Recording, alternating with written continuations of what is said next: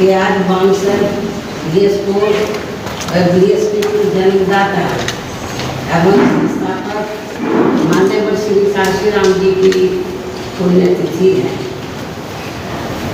और इस मौके पर आज पूरे देश में पार्टी के लोग विभिन्न स्तर पर संगोष्ठी एवं अन्य कार्यक्रम आदि कर खासकर लखनऊ, नोएडा एवं दिल्ली में भी इनके आदर सम्मान में निर्मित किए गए ऐतिहासिक स्मारक, प्रेरणा स्थल, संग्रहालय व पार्क आदि में इनकी लगी भव्य प्रतिमाओं पर अपने पुष्प अर्पित कर रहे हैं तथा पार्टी एवं मूवमेंट के हित में इनके पूरे देश में किए गए संघर्ष एवं कार्यों के साथ साथ यूपी में बीएसपी की रही सरकार में इनके सम्मान में किए गए अनेकों जनहित के कार्यों के बारे में भी लोगों को काफ़ी कुछ बता रहे हैं। इसके लिए पार्टी इन सभी का हार्दिक दिल से आभार प्रकट करती है। इसके साथ ही मान्यवर श्री काशीराम जी के बारे में खासकर नई युवा पीढ़ी के लिए ये भी जानना बहुत जरूरी है कि इन्होंने परम पूज्य बाबा साहब डॉक्टर भीमराव अम्बेडकर के जीवन संघर्ष एवं यहाँ वर्षों से उपेक्षित रहे लोगों के हितों में किए गए उनके कार्यों से प्रेरित होकर फिर अपना घर, परिवार, रिश्ते नाते व सरकारी नौकरी आदि भी त्याग कर अपनी पूरी जिंदगी इनके अधूरे रहे कार्यों को पूरा करने के लिए समर्पित की और अब वो हमारे बीच में नहीं रहे हैं जिनका जन्म पंजाब के एससी वर्ग में हुआ है। ऐसे महान व्यक्तित्व माननीय श्री काशीराम जी जिनकी आज पुण्यतिथि है, इनको सबसे पहले मैं अपनी व पार्टी की तरफ से पूरे तहे दिल से अपनी श्रद्धा सुमन अर्पित करती हूँ जिन्होंने बाबा साहब डॉक्टर भीमराव अम्बेडकर के पद चिन्हों पर चलकर यहाँ बीएसपी के नाम पर अलग से अपनी राजनीतिक पार्टी का गठन किया और फिर पूरे देश में यहाँ जातिवादी व्यवस्था के शिकार रहे दलितों, आदिवासियों, पिछड़ों व अन्य उपेक्षित वर्गों के लोगों को काफ़ी हद तक इन्हें अपनी इस पार्टी से जोड़ा। इतना ही नहीं बल्कि इनके अथक प्रयासों से वह अपने लोगों के बलबूते पर ही फिर आबादी के हिसाब से देश के सबसे बड़े प्रदेश यूपी में यहाँ मेरे नेतृत्व में कई बार सरकार भी बनाई है तथा यूपी सहित कई और राज्यों में भी अपनी पार्टी के अनेक सांसद व विधायक आदि भी बनाए हैं। इसके साथ साथ मान्यवर श्री काशीराम ने अपनी पार्टी के लोगों को सावधानी के तौर पर हमेशा ये कहते रहे हैं कि यहाँ कांग्रेस, बीजेपी व अन्य जातिवादी एवं पूंजीवादी पार्टियाँ किस्म किस्म के साम, दाम, दंड भेद आदि अनेकों हथकंडे इस्तेमाल करके ये हमारी पार्टी को आसानी से आगे नहीं बढ़ने देंगे और इसे कमज़ोर एवं ख़त्म करने का ही पूरा प्रयास करेंगे बशर्ते यदि इनसे अपनी पार्टी के लोग कदम कदम पर सचेत नहीं रहते हैं। किंतु दुख की बात यह है कि इस मामले में इनके आए दिन किस्म किस्म के हथकंडों व षड्यंत्रों आदि से सावधानी न बरतने की वजह से ही अब पिछले कुछ वर्षों से हमारी पार्टी काफ़ी खराब दौर से गुजर रही है जिससे अपने लोगों को जरूर ऊपर उठना है और इन्हें अपनी पार्टी को हर स्तर पर उन्हें मजबूत बनाना है अर्थात घबराना नहीं है। जब हम आगे बढ़ेंगे किस्म किस्म की रुकावटें आएंगी उसका हमें मुकाबला करना है और हमें ऊपर उठना होगा और अपनी पार्टी को हर स्तर पर हमें पूरे मजबूत बनाना होगा। हालांकि इस संदर्भ में आप लोगों को ये मालूम है कि देश में इस बार 18वीं लोकसभा के हुए आम चुनाव में खासकर कांग्रेस के इंडिया गठबंधन ने संविधान बचाओ व आरक्षण बचाओ आदि का ये हथकंडा इस्तेमाल करके फिर इसकी आड़ में इन्होंने देश के विशेषकर भोले भाले SC ST व OBC वर्गों के लोगों को गुमराह करके व इनका अधिकांश वोट लेकर अपने गठबंधन को तो मजबूत बना लिया है, जिससे हमारी जैसी और पार्टियों को भी काफ़ी ज़्यादा नुकसान हुआ है। और फिर इस चुनाव के बाद जम्मू कश्मीर व हरियाणा प्रदेश में जल्दी ही विधानसभा के हुए आम चुनाव में हमारी पार्टी इनके और भी हथकंडों व षड्यंत्रों आदि से अपने लोगों को पूरे तौर से बाहर नहीं निकाल पाई, जिससे पार्टी को इन दोनों राज्यों के चुनाव में भी यहाँ काफ़ी कुछ नुकसान उठाना पड़ा है। ऐसी स्थिति में अब अपनी पार्टी के लोगों को बीच बीच में व इनके ऐसे सभी हथकंडों एवं षड्यंत्रों से भी सावधान करते रहना बहुत जरूरी है। अब हमें अपनी विशेष रणनीति बनानी होगी। तो अब ये देखिए इलेक्शन में ये लोग क्या बता रहे हैं, हमें अपने पहले की तरह कैडर के जरिए तो हमें बीच बीच में कैडर के जरिए बीच बीच में इनके ऐसे सभी हथकंडों षड्यंत्रों आदि से भी सावधान करते रहना बहुत जरूरी है। जैसे हमारी पार्टी पहले करती थी वैसे हमें फिर से पुणे ये अभियान शुरू करना होगा, तभी फिर हमारी पार्टी आगे चलकर पुणे बेहतर स्थिति में आ सकती है, जो ये अपनी पार्टी में मूवमेंट के रूप में बहुत जरूरी भी है। ऐसा किए जाने पर ही फिर इस बार यही माननीय श्री कांशीराम जी के प्रति अपनी पार्टी के लोगों की सच्ची श्रद्धांजलि होगी। इस उम्मीद व भरोसे के साथ ही अब मैं अपनी बात यही समाप्त करूं, लेकिन इससे पहले कल जम्मू कश्मीर व हरियाणा प्रदेश में विधानसभा चुनाव के आए नतीजों में हमारी पार्टी की जो स्थिति रही है, तो उसके बारे में मैं ये कहना चाहूँगी कि हरियाणा कृषि प्रधान प्रदेश है। यहाँ कृषि से जुड़े खासकर जाट समाज के लोग बीजेपी की केंद्र व राज्य सरकार की भी किसान विरोधी रही नीतियों व कार्यशैली आदि से कतई भी खुश नहीं रहे हैं और अभी भी खुश नहीं हैं, जिसकी खास वजह से ही बीजेपी को सत्ता में आने से रोकने के लिए इस बार जाट समाज का अधिकांश वोट कांग्रेस पार्टी को ही चला गया, जिससे फिर इनेलो व बीएसपी के बने गठबंधन को भी इस समाज का वोट एक आधी सीट को छोड़कर लगभग ना के बराबर ही मिला है। लेकिन इनकी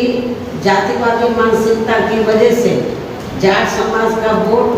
बीएसपी उम्मीदवारों को तो बिल्कुल भी नहीं मिला है, जबकि बीएसपी का दलित बेस वोट पूरा का पूरा इनेलो के उम्मीदवारों को ट्रांसफर हुआ है। इतना ही नहीं बल्कि श्री चौटाला परिवार से जुड़ा जाट समाज का भी वोट इनमें आपस में फूट होने की वजह से फिर इसका भी ज़्यादातर लाभ बीजेपी को ही मिल गया है। वहीं दूसरी तरफ गैर जाट समाज का वोट भी इनकी इस लड़ाई में अधिकांश बीजेपी को ही चला गया, जिससे यहाँ बीजेपी को फिर से अपनी सरकार बनाने का मौका मिल गया है। कहने का तात्पर्य यह है कि इस बार हरियाणा प्रदेश का ये चुनाव जाट व गैर जाट समाज में ही बढ़कर रह गया और ये सबसे फिर बीएसपी को काफ़ी नुकसान हुआ है। हालांकि बीएसपी के लोगों ने अपने उम्मीदवारों को जिताने में कोई कसर नहीं छोड़ी है और इस मामले में जम्मू कश्मीर के पार्टी के लोग भी ऊपर वैली में कश्मीर वगैरह वहाँ तो नहीं पहुँच सके, लेकिन जो नीचे जो जम्मू का एरिया थोड़ा सेफ है, सुरक्षित है, तो वो 25-30 सीटों पर हमारे लोगों ने पार्टी के हमारे लोगों ने बहुत प्रयास किया कि पार्टी की बात आगे बढ़े, और हमने कुछ कैंडिडेट भी खड़े किए जम्मू रीजन में, और वहाँ पर हमारे लोगों को वोट पड़ा है। सीट तो नहीं निकाल पाए, कुछ सीटों पर अच्छा खासा वोट मिला है। इन सभी की जितने भी इन वर्कर ने कोई कसर नहीं छोड़ी है, लेकिन हालात कुछ ऐसे बन गए जैसे हमने इन्हें से हरियाणा में अलायंस किया तो हमें जाट समाज का वोट मिला ही नहीं बीजेपी को हराने के लिए, या बीजेपी को सत्ता में बीजेपी वापस ना आए तो जाट वोट एक तरफा तो वो कांग्रेस को चला गया। तो बीएसपी के कैंडिडेट को केवल दलितों का वोट ही पड़ के रह गया। यदि वो थोड़ा वोट भी हमें 2-3% मिल जाता तो हमारी कुछ सीटें जरूर निकल आती, लेकिन जाट समाज का वोट वो बीजेपी को सत्ता में आने से रोकने के लिए वो कांग्रेस को चला गया। और वैसे भी जैसे उत्तर प्रदेश में जाट समाज की जो मानसिकता है वो काफ़ी हद तक बीएसपी की वजह से बदली है। उनकी जातिवादी सोच काफ़ी उत्तर प्रदेश में जाट समाज की बदली है, लेकिन अभी हरियाणा में नहीं बदली है। तो उनकी जो मानसिकता है दलितों के मामले में तो वो भी अभी पूरे तौर से परिवर्तित नहीं हुई है। और यूपी में हुई है, हमारे एमएलए भी बने हैं, और जब मेरी सरकार बनी 2007 में पूर्ण बहुमत थी तो वहाँ पर हमने जाट समाज के कई लोगों को मंत्री आदि भी बनाया है। तो हमें यूपी की तरह अभी इनकी मानसिकता को हरियाणा में बदलना होगा, जो अभी पूरे तौर से नहीं बदली है। तो लेकिन इसके बावजूद भी हमारे लोग मैदान में डटे रहे और उन्होंने प्रयास किया कि अपनी पार्टी के कैंडिडेट जीते, अच्छा वोट पड़े। इसके लिए मैं जम्मू कश्मीर व हरियाणा प्रदेश में जो पार्टी के लोग हैं उनकी मैं बहुत बहुत आभारी हूँ। इसके साथ ही यहाँ मैं ये भी बताना चाहती हूँ, ऐसी ये स्थिति जो अभी आई है खास तौर से हरियाणा में, ऐसी स्थिति आगे भी पैदा हो सकती है। इसलिए अभी से ही हमें यहाँ की रणनीति में भी अब हमें थोड़ा बदलाव करना होगा। क्या करेंगे वक्त आने पर आप लोगों को बता दिया जाएगा। इस प्रकार से इन सब बातों को ध्यान में रखकर अब हमें दिल्ली में ये यहाँ जल्दी ही होने वाले, महाराष्ट्र में भी होंगे वैसे तो चुनाव, और झारखंड में भी होंगे। हम इन तीनों स्थानों पर चुनाव लड़ेगी हमारी पार्टी। तो खास तौर से क्योंकि मैं दिल्ली में प्रेस ले रही हूँ और यहाँ पर मैं आप लोगों के बीच में हूँ, मान्यवर श्री कांशीराम जी को मैं अपने श्रद्धा सुमन अर्पित करने आई हूँ, क्योंकि यहाँ मान्यवर कांशीराम जी की अस्थियाँ हैं। उनके आदर सम्मान में यादगार में स्थल बना हुआ है। तो जब मैं दिल्ली में रहती हूँ तो मैं यहाँ जरूर आती हूँ। तो इसलिए जब मैं इधर आई हूँ तो मैंने सोचा मीडिया के लोगों से बहुत दिन से बात भी हुई है, तो दिल्ली के मीडिया के लोग नाराज ना हो जाए कि बहन जी हमें महत्व नहीं देती है। तो मान्यवर श्री कांशीराम जी की पुण्यतिथि के मौके पर तो मैंने सोचा कि मैं आप लोगों को अपनी बाइट दे दूँ इस मौके पर और आप लोगों से मिल भी लूँ। इस प्रकार से इन सब बातों को ध्यान में रखकर अब हमें दिल्ली में, खास तौर से मैं दिल्ली की बात कर रही हूँ, हमारी पार्टी महाराष्ट्र में भी चुनाव लड़ेगी असेंबली का, झारखंड में भी लड़ेगी, वहाँ हम लोग धीरे से लगे हुए हैं। दिल्ली देश की राजधानी है, यहाँ पर भी हमारा पूरा प्रयास रहेगा कि हमारी पार्टी बेहतर रिजल्ट लाए। और इस बार तो ऐसा लगता है तिकोनी लड़ाई होगी, तो कांग्रेस अलहदा, आम आदमी पार्टी अलहदा, बीजेपी अलहदा। तो इस तिकोनी लड़ाई में हो सकता है कि हमारी पार्टी को कुछ फायदा हो जाए। डायरेक्ट फाइट में हमें नुकसान होता है, जब 3 कोनी 4 कोनी लड़ाई होती है तो उसका हमें लाभ भी मिलता है। तो इस प्रकार से इन सब बातों को ध्यान में रखकर अब हमें दिल्ली में यहाँ जल्दी ही, खासकर दिल्ली में यहाँ जल्दी होने वाले विधानसभा चुनाव में भी काफ़ी सावधान रहना होगा। ये जो भी कुछ हरियाणा में हुआ है या पार्लियामेंट के चुनाव में जिस तरीके से आरक्षण बचाओ, संविधान बचाओ की आड़ में वीकर सेक्शन के लोगों को गुमराह किया और उनका वोट काफ़ी हद तक इन्होंने बांट दिया। तो इन सब बातों को ध्यान में रखकर तो दिल्ली के लोगों को भी काफ़ी सावधान रहना होगा। जिसके लिए आज दिल्ली से आए, क्योंकि जब मालूम है मैं इधर आ रही हूँ तो दिल्ली प्रदेश के लोग भी बड़ी तादाद में इधर आ रहे हैं। उनको भी उनसे वो मुझसे भी बात करेंगे और जिसके लिए आज दिल्ली से आए हुए लोगों को जरूरी दिशा निर्देश भी दिए जाएंगे। इन्हीं जरूरी बातों के साथ ही अब मैं पुनः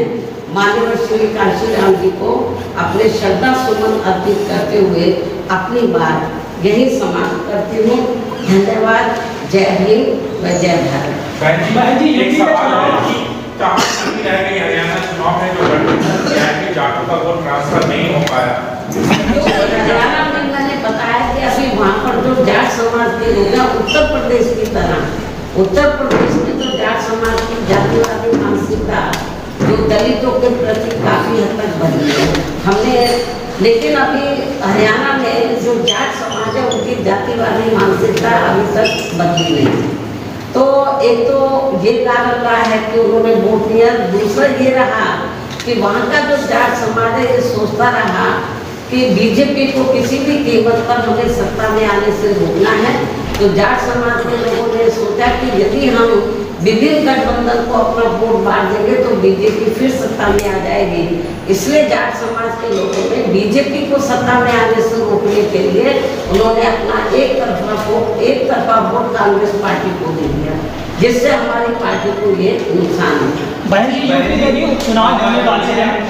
बहन जी यूपी चुनाव का बता पार्टी ने तमाम तौर देखे सत्ता में भी रही, ये रवि परिस्थिति रोकने सबके सामने है। पिछले दिनों आपने अपना एक दुख जताया था कि जो हमारे समाज के लोग हैं, जाटो समाज के लोग,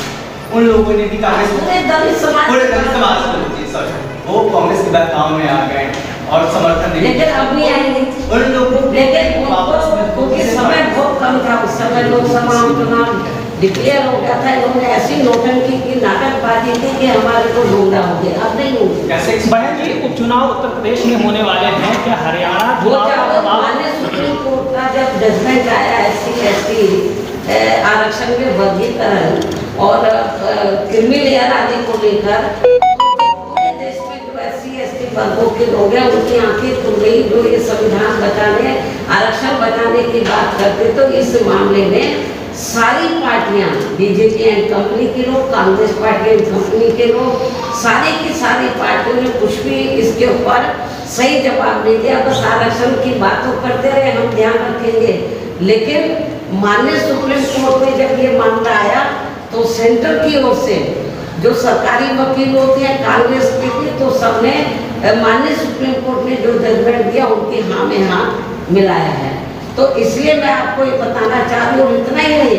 कांग्रेस के श्री राहुल गांधी ने तो विदेश में जाकर कह दिया कि वक्त आने पर हम इन वर्गों का पूरा आरक्षण खत्म कर देंगे। तो इसका असर पड़ा है पूरे देश में और मुझे ऐसा लगता है कि जो इन्होंने लोकसभा चुनाव में फायदा उठाया, अब दोबारा से इस मुद्दे के ऊपर अब इनको फायदा मिलने वाला नहीं है। नहीं तो फिर हरियाणा में क्यों नहीं उठा लिया है लोग? कांग्रेस शासित तेलंगाना